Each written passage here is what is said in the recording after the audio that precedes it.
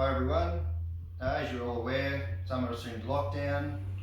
I'm in lockdown with my kids and we've been doing homeschooling all morning, and now we're a little bit bored and we're going to have pizza for dinner. So let's make a video on making pizza bases. This recipe makes 6 large pizza bases. Going to blind bake them off, so later on it's going to be much easier to finish off the pizzas, and it helps the base stay nice and crunchy instead of soggy. This recipe can also be used for flatbreads. You can puff it up in the oven. You can put stuffing in it like lamb and slaw. There's a lot of things you can do with this basic recipe.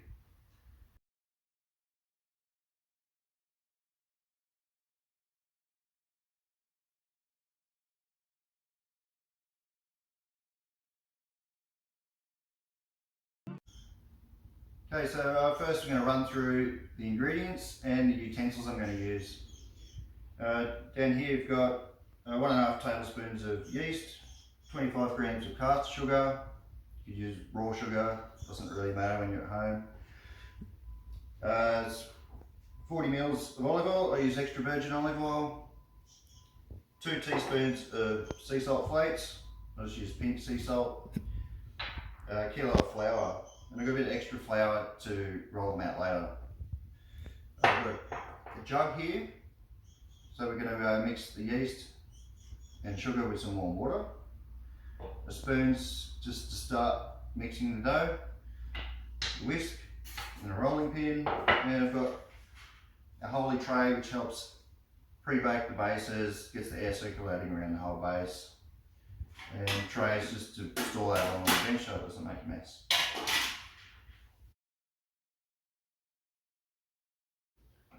Okay, so the first step is getting 660 mils of warm water. It's just warm to touch. Let's use the warm water out of the tap, it's fine. I'm going to mix the yeast. Put the yeast in there. And the sugar. My wife actually makes all this beautiful pottery stuff. And I'm just going to give it a little whisk, just to mix it together.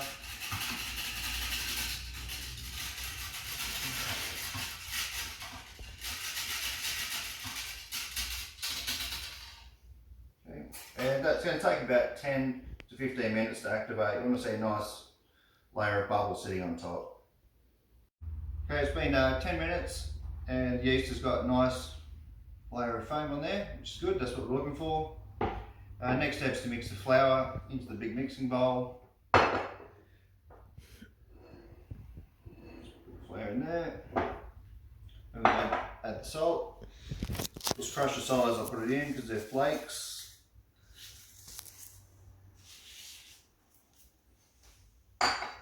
And we give that a little stir.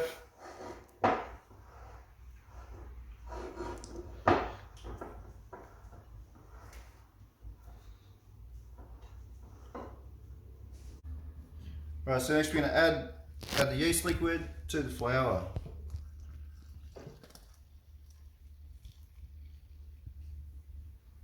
That in there, and also the olive oil.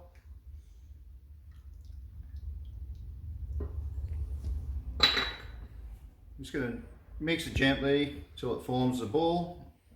Then we'll put it on the bench and knead it. We're going to knead it for about 5 minutes till it gets nice and smooth.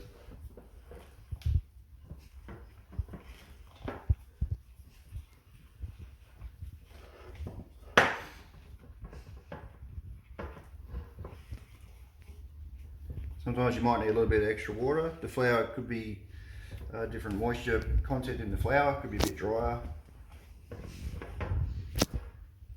Should be just past the sticky stage. So that's pretty good.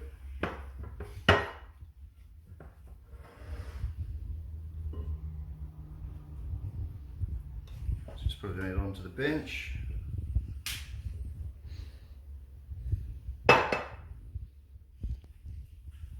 Just going to knead it together. Use a little bit of flour.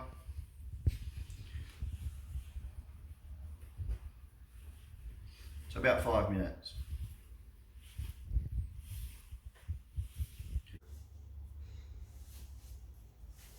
Okay, so it's been about 5 minutes. You see it's a lot smoother now. It's just past the sticky stage, not tacky. So we're just about finished. So it's just a quarter turn folded into itself. Quarter turn folded in.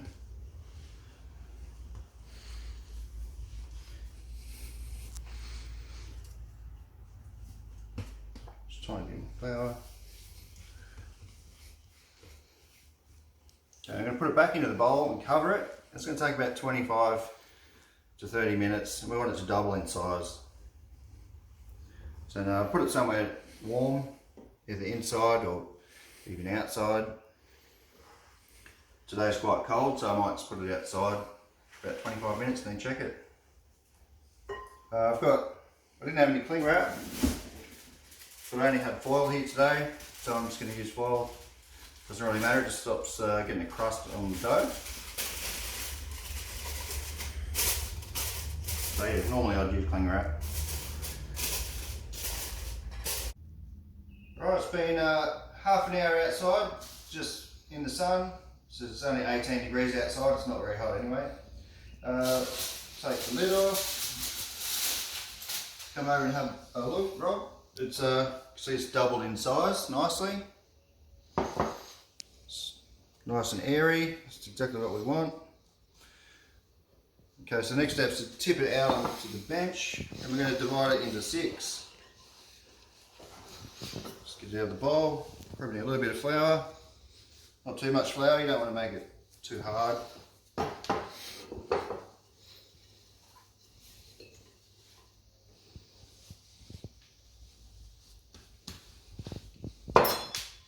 So I'm just going to use a butter knife for this. You don't need to use a sharp knife. Not going to push down too hard.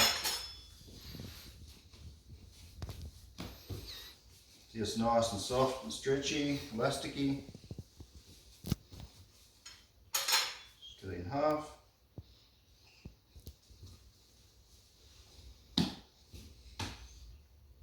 just roughly into 3.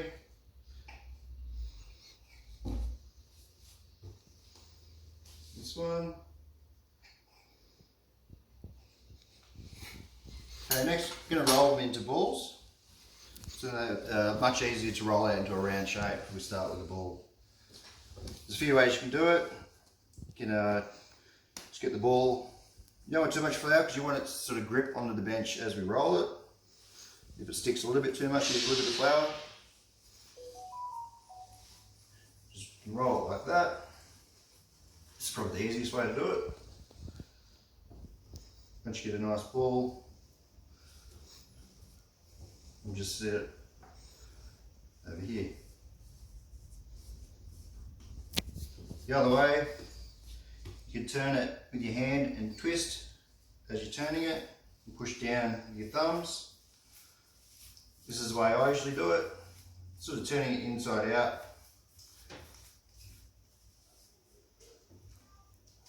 I just find that easier. Whatever works, doesn't really matter.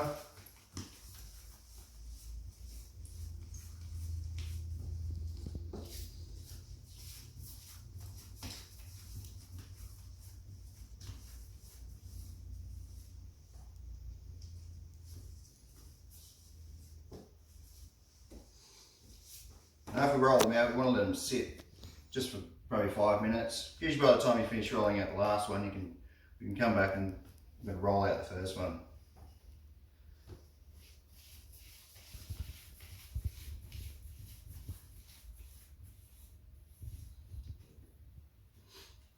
So again, the first one, I'll do the first one I did.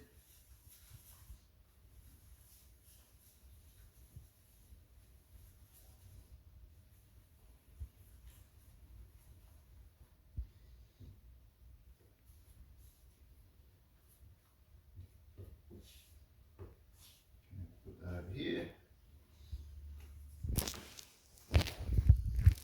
This one, as you make the ball, you'll feel it gets a bit hard, so we'll let it sit and it gets a lot softer. It only takes a few minutes. Makes it easier to roll out. So the next step is get a bit of flour under it. we're going to try and make a round shape with our fingers before we use the rolling pin, and it'll make it heaps easier. Just push it out with your fingers. Make sure it doesn't stick to the bottom. It's a little bit tacky on top.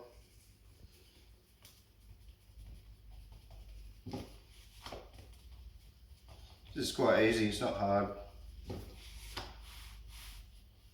Okay, now the rolling pin. So we start from the middle and we go out, middle and back. Pick it up and turn it. Middle forward, middle back. And it's pretty much done then. So only a couple of rolls with the rolling pin. So the middle forward, middle back. Middle forward, middle back. Okay, so we've got the tray.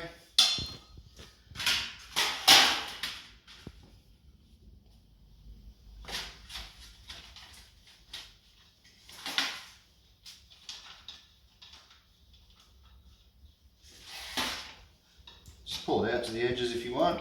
Depends what size you want, you could roll it out. Bigger and flatter if you want.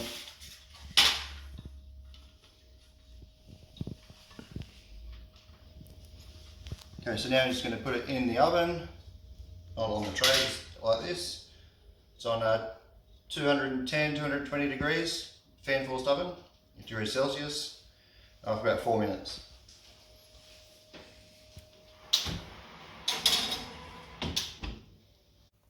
Okay, it's been 4 minutes now. Get the pizza base out of the oven. You can see it's puffed up a little bit. It's not too cooked. Flip it over. Here's one that's uncooked.